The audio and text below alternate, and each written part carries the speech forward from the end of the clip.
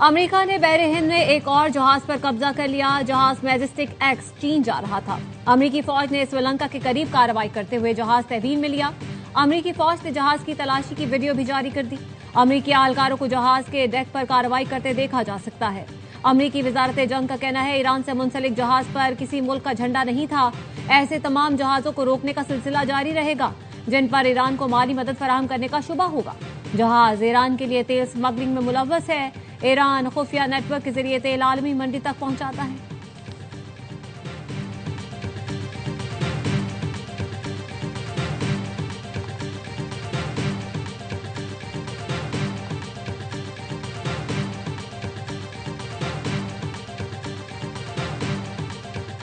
समुद्री गारों में छुपा हमारा बेड़ा अमरीकियों का मुंतजर है। कोई अमरीकी जहाज हद पार करे और उसे इबरत का निशान बना दे।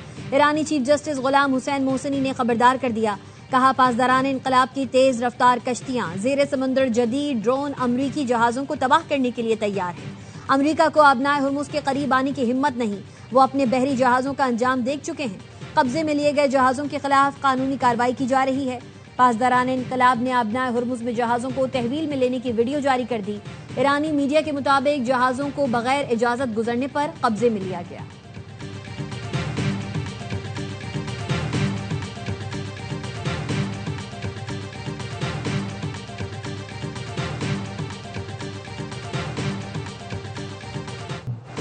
ईरान के साथ मुज़ाकरात का दूसरा दौर जुमे को हो सकता है। अमरीकी सदर ट्रंप का कहना है 36 से 72 घंटे में बातचीत से मुतालिक अच्छी खबर आ सकती है। जंगबंदी या मुज़ाकरात के लिए कोई वक्त की पाबंदी नहीं। 3 से 5 दिन की मोहलत की खबरें झूठी हैं। कहा जा रहा है मिड टर्म की वजह से मामला खत्म करना चाहता हूं। ये सच नहीं। हम अमरीकी आवाम के लिए बेहतरीन मुआहिदा चाहते हैं। नाकाबंदी ईरान को बमबारी से ज्यादा खौफजदा करती है। ईरान पर बरसों से बमबारी की जा रही है लेकिन नाकाबंदी से वो नफरत करते हैं। तेल के कुएं बंद हो जाएं तो दोबारा नहीं खुलते। ईरानी वजीर ख़ारजा ज़हीन इंसान है। उम्मीद है मुज़ाकरात दोबारा शुरू होंगे तो इराक़ची मौजूद होंगे।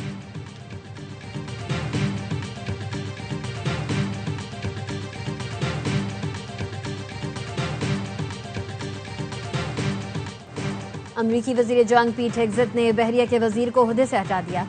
अमरीकी महकमा जंग ने जॉन सी फेलन के इस्तीफे की तस्दीक कर दी।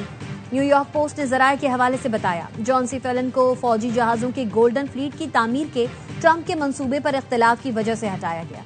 इंतजामिया सदर के एजेंडे की वजह से जहाज साजी के प्रोग्राम को तेज करना चाहती थी और जॉन सी फेलन इन अहदाफ को पूरा करने के काबिल नहीं थे। अंडर सेक्रेटरी हेंकाओ को बहरिया का कायम मकाम वजीर मुकर्रर कर दिया गया।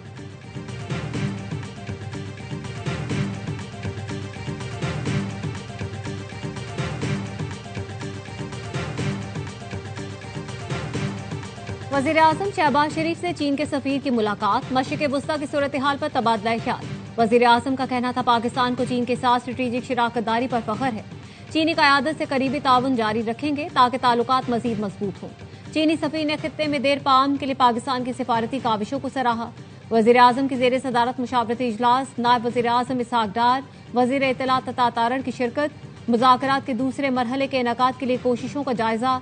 वज़ीर आज़म का कहना था ईरान और अमरीका को जल्द मुज़ाकरात की मेज पर दोबारा बिठाने में कामयाब हो जाएंगे।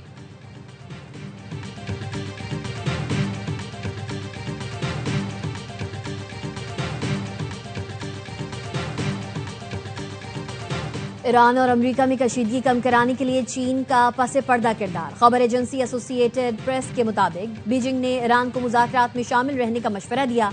ईरानी तेल का सबसे बड़ा खरीदार होने के बायस चीन का रसूख नुमाया है। चीन ईरान जंग में आलमी ताकत के तौर पर किरदार बढ़ा रहा है। चीन ने सिफारती राबतों के जरिए फरीकैन को जंगबंदी पर आमादा करने की कोशिश की। अमरीका चीन के सालिसी किरदार में बज़ाहिर अदम दिलचस्पी जाहिर कर रहा है।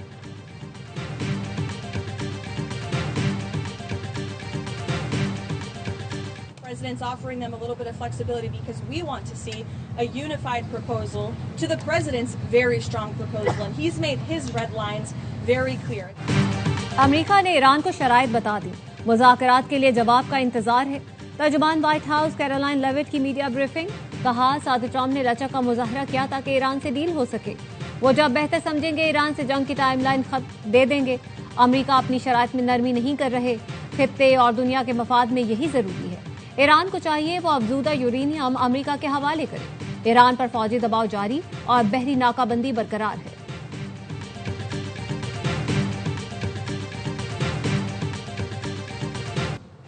ईरान की जानिब से मज़बूत पेशरफ्त की उम्मीद है। सदर ट्रंप की जंगबंदी में तोसी अहम पेशरफ्त है। वफाकी वज़ीर दाखिला मोहसिन नकवी की अमरीकी सफीर से मुलाकात में गुफ्तगू। कहा वज़ीर आज़म और फील्ड मार्शल मसले के हल की कोशिशें कर रहे हैं। मुलाकात में इस्लामाबाद मुज़ाकरात के दूसरे दौर से मुताल्लिक सिफारती काविशों पर तबादला ख्याल। अमरीकी सफीर नेटली बेकर ने पाकिस्तान के तामीरी किरदार को सराहा।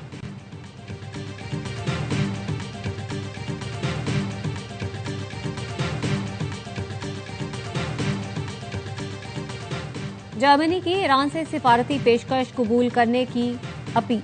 जर्मन वजीर खारजा का कहना है अमन मुज़ाकरात का मौका ज़ाया न किया जाए। ईरान को बातचीत के मौके से फायदा उठाना चाहिए। सिफारतकारी का मौका मौजूद है तो उसे जरूर आजमाया जाए। जंगबंदी के दौरान जनूबी कोरियाई वफ्द तेहरान पहुंच गया। जनूबी कोरिया के खुसूसी वफ्द ने ईरानी वजीर खारजा अब्बास इराक्ची से मुलाकात की। जनूबी कोरिया के नुमाइंदा खुसूसी ने आबनाए हुर्मुज में जहाजों की आमदोरफ्त के लिए खुसूसी इजाजत की बात की। अब्बास इराक्ची ने ईरान के खिलाफ अमरीकी और इसराइली हुकूमतों के जराइम से आगाह किया। कहा ममालिक हमलों की मजम्मत में वाज़े और मजबूत मौक़िफ़ इख्तियार करें। खलीज फारिस और आबनाए हुर्मुज में अदम इस्तेहकाम की बुनियादी वजह अमरीकी और इसराइली जाहरियत है। ईरान ने अपनी सलामती और मफादात के दिफा के लिए बैनुल अक़वामी क़वानीन के तहत इक़दाम किए। नताइज की जिम्मेदारी हमलावरों पर आयद होती है।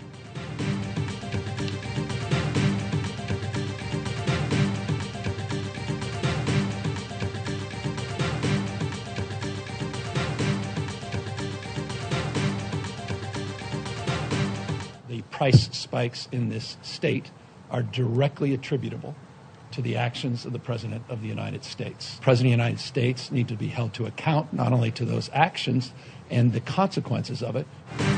गवर्नर कैलिफोर्निया ने ईरान के खिलाफ जंग को बेमकसद करार दे दिया। सदर ट्रंप को जंग खत्म करने का मशवरा। कहा अशियाए खुरोनोश और गैस की कीमतों में इजाफे के जिम्मेदार ट्रंप हैं। ये उन्हीं के इकदाम का नतीजा है। सेनेटर टेमी बिल्डोन ने कहा इस जंग में महंगाई और प्यारों की जुदाई के सिवा कुछ नहीं।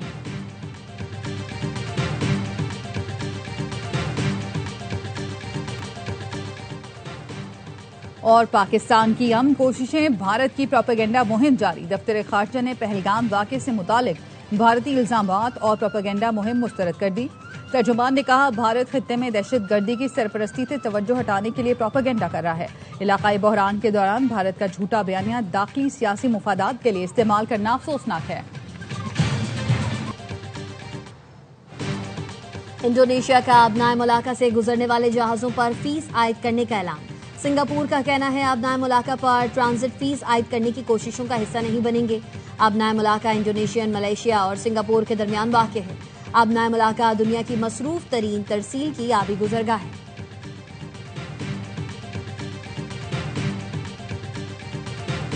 बानी पीटीआई का पार्टी के 3 वकला रहनुमाओं पर बरहमी का इजहार। सेनेटर हामिद खान, सलमान अकरम राजा और इंतजाम पंजोथा से नाराज। जराए का कहना है बानी पीटीआई ने कहा मेरे नाम पर जिनको बार इलेक्शन में टिकटें दी वो कहां हैं। बानी पीटीआई से कहा गया था टिकट होल्डर वकला जीतकर आपकी रिहाई की तहरीक चलाएंगे। मशाल यूसुफजई ने वकला कन्वेंशन कराने की तजवीज बानी से मुलाकात से मशरूत कर दी। बानी पीटीआई की बहन अलीमा खानम भी पार्टी के वकला रहनुमाओं पर कई बार तनकीद कर चुकी हैं।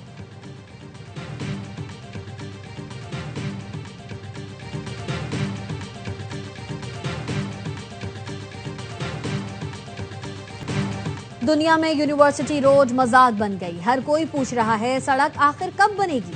अमीर जमात इस्लामी हाफिज नईमुर रहमान कहते हैं ईद के बाद तहरीक चलाएंगे। निजाम बदलेगा तो ही कराची बेहतर होगा। सूबाई वजीर जुल्फिकार शाह ने हाफिज नईम के बयान को सस्ती शोहरत हासिल करने की कोशिश करार दिया। कहा पीपल्स पार्टी करप्शन नहीं अवामी खिदमत और तरक्की का निशान है। हाफिज नईम बिलावल का नाम इस्तेमाल करना बंद करें।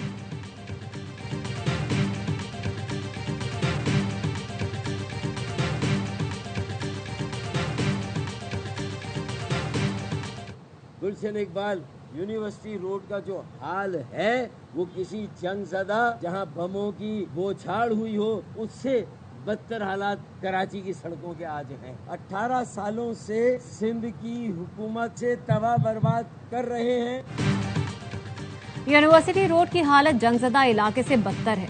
सिंध हुकूमत से K4 भी मुकम्मल न हुआ। MQM और नून लीग मिलकर रवा साल K4 के मंसूबा मुकम्मल करेंगी। एमकेएम के रहनुमा फारूक सत्तार ने इल्जाम लगाया, सिंध हुकूमत ने 8,000 अरब रुपए की करप्शन की। नैब को अरबों रुपए की करप्शन पर फौरी नोटिस लेना चाहिए।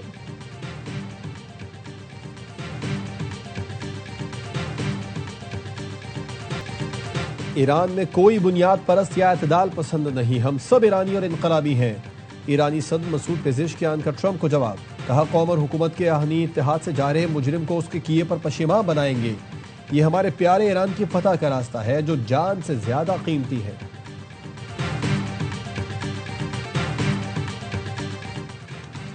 और खुशदिल शाह ने कराची वालों का दिल खुश कर दिया। HPL PSL में कराची किंग्स ने अहम मैच में लाहौर कलंदर्स को 5 विकेटों से हरा दिया।